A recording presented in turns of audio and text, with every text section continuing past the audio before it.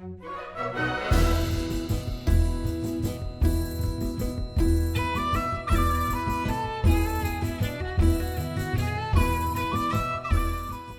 나라 성경 관통.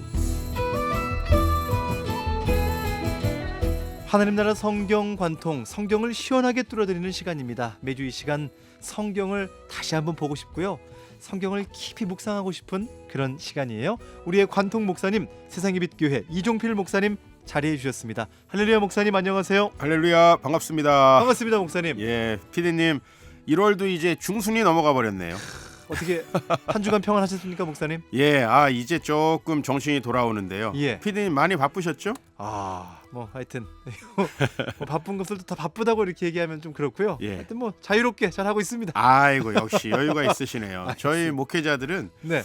새해를 우리 성도님들이 참 하나님의 말씀 안에서 어떻게 보낼 수 있을까? 연말이 되면 고민이 되게 많아요. 그렇죠. 그래서 사실은 홀로 마음고생도 많이 하고 또 중요한 결정들을 해야 되잖아요. 그렇죠. 교회를 위해서. 그래서 정말 지혜를 100배 더 받아야 되는 때인데, 저도 하여튼 이제 새해가 돼서 이렇게 한 20일 지나니까 이야. 이제 조금 좀 이제 돌아오는구나 싶습니다. 좋습니다.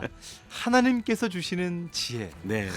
그 지혜는 생각만 해도 정말 좋고 또 받고 싶고요. 그 지혜 가운데 거하고 싶고요. 네. 오늘 이 방송을 들으시면서 그 지혜에 대해서 생각해 보게 될 것 같은데, 네. 자, 오늘은 지난주 시편에 이어서 잠언 관통이죠 목사님? 그렇습니다. 하나님 나라 관점에서 저희가 시가서를 보고 있는데, 예. 시가서는 역사의 결과물, 즉 하나님 나라 백성의 경험과 지혜를 얘기하는 책이다. 제가 그렇게 말씀드렸잖아요. 맞습니다.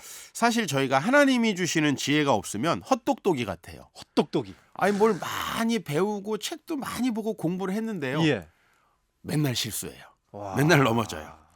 결국 우리의 지혜는 책과 경험을 통해서 오는 건 아닌 것 같아요. 그건 무엇을 통해서 오냐 하면 하나님을 경외하는 마음에서 온다. 그래서 저희가 욥기를 통해 한계를 인정했잖아요. 예. 그리고 우리 시편을 통해서 뭐 결심했어요? 어떤 상황에서도 하나님의 주권을 인정하며 하나님을 기대하자. 그렇죠. 그러면 이제 우리가 잠언, 진짜 지혜에 도달하게 되는데 오늘 그 지혜를 한번 관통해 보겠습니다. 좋습니다. 자, 여러분 오늘은 잠언 관통이고요.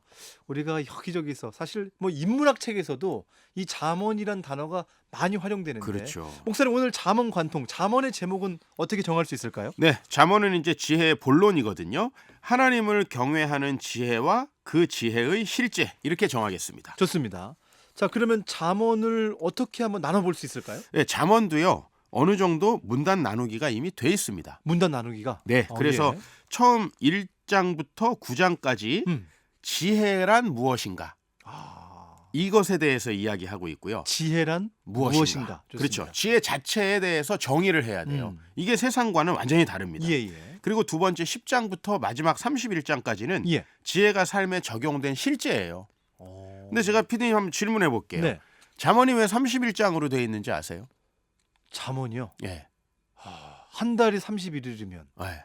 31일 동안 아유, 지혜를 정답을 얻자고. 맞추셨어요. 맞습니까? 사전에 협의가 안 됐던 건데. 네. 근데 할렐루야.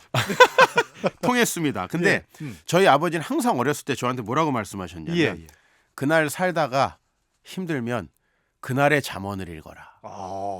그렇잖아요. 매일 달라요. 그러면 16일에는 16장, 그러네. 30일에는 30장을 읽는 거예요. 아버님 목사님이 주셨던 지혜네요. 그렇습니다. 좋아요. 그래서 사실 뭐 이게 정확히 학문적으로는 맞는지 몰라요. 그러나 우리끼리 하는 얘기고, 그렇죠. 지혜가 삶에 적용된 실제를 그렇게 10장에서 31장까지 얘기하는데 그 두 번째 부분도 이 성경 안에 보면 제목들이 달려 있어요. 그래서 첫 번째 부분은 솔로몬의 잠언이라고 이렇게 돼 있는데 이게 24장까지 돼 있어요. 10장부터 24장. 24장까지. 그렇죠. 그리고 이제 25장부터 29장까지는 솔로몬의 잠언인데 예. 나중에 그 위대한 왕 있잖아요. 히스기야라는 왕 때에 편집한 거라고 돼 있어요. 그리고 그 뒤에는 우리가 잘 알지만 아굴과 르무엘 왕에게 준 그러한 잠언이 2장 추가가 돼 있습니다. 좋습니다. 자, 지혜에 대해서 지혜란 무엇인가 1장부터 9장까지, 그리고 10장부터 31장까지는 지혜가 삶에 적용된 어떤 실제적인 그 일들에 대해서 구체적으로 나눠볼 텐데, 자, 그럼 지혜가 무엇인지 첫 번째 부분 1장부터 9장까지 한번 구체적으로 설명해 주세요. 네, 먼저 뭐 이거는 확실하게 제가 못을 받고 가야 될 것 예. 같아요. 지혜는 하나님을 경외하는 거예요. 지혜는 하나님을 경외하는 거. 하나님을 경외하는 것이다. 예, 뭐 이럴 땐 이렇게 행동하고 이럴 땐 이렇게 해서 이익을 보는. 우리는 보통 우리가 어떻게 하면 이익을 볼까라는 관점에서 생각하고 살거든요. 그래가지고 아주 머리가 빨리 돌아가면 뭐 지혜가 있고 좀 그런 것 같다. 그렇죠. 근데 그거는 항상 결과가 안 좋아요. 우리 청취자 모든 우리 가족분들도 이 말에 공감하실 거예요. 그런데 조금 하나님이 우리에게 주시는 답들은요, 좀 지혜가 없는 것 같아 보여요. 근데 그게 결론적으로는 진짜 중요한 지혜예요. 왠지 아세요? 우리는 미래를 예측 못하고 살아요. 그렇죠. 그런데 하나님은 미래를 다 아세요. 당연히 하나님이 주시는 답이 정답입니다. 그래서 우리는 그것을 어떻게 받아들일 것이냐 하는 거거든요. 예. 그래서 그 1장부터 9장을 좀 간단히 제가 세 파트로 정리를 해보면, 좋습니다. 첫 번째는 지혜는 하나님을 경외하는 이들이 살아가는 방식이다. 그러니까 지혜는 처세술, 우리가 무슨 계산을 하고 좀 약삭 빠르고 이런 거랑 전혀 달라요. 예. 1장 7절에 보면 여호와를 경외하는 것이 지식의 근본이거늘 아멘. 미련한 자는 지혜와 훈계를 멸시하느니라. 오히려요, 하나님을 경외하지 못하는 사람은 지혜와 훈계를 멸시하고 무엇을 따라 살겠어요? 자기 생각을 가지고 산단 말이에요. 그러므로 지혜는 하나님을 경외하는 이들의 삶의 방식이다. 좋습니다. 두 번째는 그 지혜는 찾고 구해야 합니다. 사실 우리는 타락해 있기 때문에요, 우리가 하나님의 말씀이 없이 그분을 생각하지 않고 우리가 어떤 결정을 하거나 행동을 하고 판단을 하면 이상하게 지혜가 없는 곳으로 우리가 가게 돼요. 예. 그래서 우리는 하나님을 생각하는 마음으로 늘 그분이 살아계시다라는 것을 믿고 지혜를 구해야 합니다. 나의 말을 받으며 나의 계명을 내게 간직하고 내 귀를 지혜에 기울이며 내 마음을 명철에 두며 지식을 불러 구하고 명철을 얻으려고 소리를 높이고 은을 구하는 것 같이 그것을 구하며 감추어진 보배를 찾는 것 같이 그것을 찾으면 여호와 경외하기를 깨달으며 하나님을 알게 될 것이다. 그러니까 구해야 돼요. 찾아야 돼요. 하나님, 저를 정말 지혜롭게 해주십시오. 야. 그러기 위해서 자꾸 주님께 나아가야 합니다. 여기 보니까 명철을 얻으려고 소리를 높이며. 그렇죠. 그리고 은을 구하는 것처럼, 즉 당신들이 돈 때문에 그렇게 사죽을 못 쓰는 것처럼 사실은 지혜를 구해야 된다라는 거죠. 아멘. 네. 오늘 저에게도 하신 말씀. 지혜를 구해야 된다. 세 번째는 그러면 어떻게 됩니까? 세 번째는 지혜로우려면 하나님을 만나야 된다. 아멘. 이겁니다. 예. 잠언은 인간의 모든 지혜가 하나님으로부터 나온다. 즉 사실 지혜에 대한 모든 것은요, 중국에도 많죠. 우리 한국에도 옛날에 지혜가 많아요. 예. 그다음에 메소포타미아의 애굽에도 지혜가 많았습니다. 그리고 사실요, 그 지혜 중에서는 성경과 겹치는 부분도 있어요. 이를테면 뭐 정직해라, 그죠? 그다음에 다른 사람들을 사랑해라, 이런 거는 겹쳐요. 그런데 그것이 왜 공허한 메아리일 수밖에 없냐면 우리는 그렇게 할 수 있는 능력이 없습니다. 하나님을 알지 못하고 그분을 묵상하지 않으면 우리가 절대로 하나님을 따를 수가 없거든요. 예. 3장 말씀 한번 읽어드릴게요. 너는 마음을 다하여 여호와를 신뢰하고 내 명철을 의지하지 말라. 너는 범사의 그를 인정하라. 그러면 내 길을 지도하실 것이다. 이렇게 돼 있거든요. 아멘. 하나님이 우리 길을 지도하실 때에는 우리가 그분을 범사에 인정하고 그분이 우리의 주인이시고 세상을 다스리시는 분임을 인정해야 참된 지혜가 온다. 이것이 바로 1장과 9장을 요약한 내용이 되겠습니다. 좋습니다. 1장부터 9장까지 지혜는 무엇인가? 하나님을 경외하는 것이다. 그렇죠. 그러니까 목사님 분명히 또 말씀해 주셨고 그 말씀들이 정말 하나님을 경외하는 이들의 어떤 삶의 방식, 또 지혜를 찾고 구하고 또 지혜를 오려면 하나님을 만나서 그분을 경외해야 한다. 네. 이렇게 설명해 주셨고요. 자, 그럼 두 번째 부분이 있었어요. 네. 실제, 그 지혜의 실제 한번 말씀해 주시죠. 네, 이것이 이제 우리 청취자분들이 가장 잘 아는 부분이잖아요. 예. 이래라 이렇게 하는 게 지혜롭다, 이렇게 해야지 잘 산다, 이런 얘기가 계속 나오잖아요. 맞아요.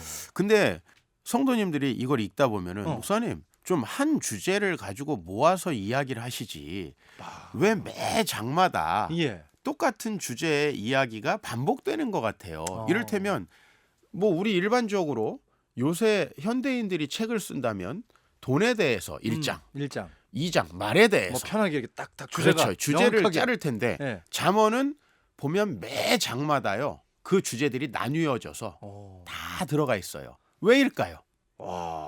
제가 한번 질문해 봅니다. 저도 그 생각을 했거든요. 예. 왜일까요는 생각을 못했어요.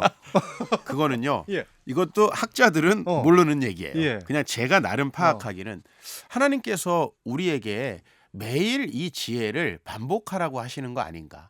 사실 내가 돈에 대해서 1장에서 공부했다 그래서 30장을 읽을 때 돈에 대해서 생각을 안 하면 안 되거든요. 계속 반복적으로 말에 대해서, 우리의 행동에 대해서, 생각에 대해서, 관계에 대해서 계속 생각하라고 이러신 거 아닌가. 야. 이것도 역시 이거는 저희 공식적인 의견이 아니고 그렇죠. 목사님의 개인적인 의견. 하여튼 네. 뭐 어떤 마음인지는 제가 이해가 되고요. 네네. 자, 중요한 거는 그럼 어떤 실질적인 모습들이 나와 있는지 궁금해요. 그렇죠.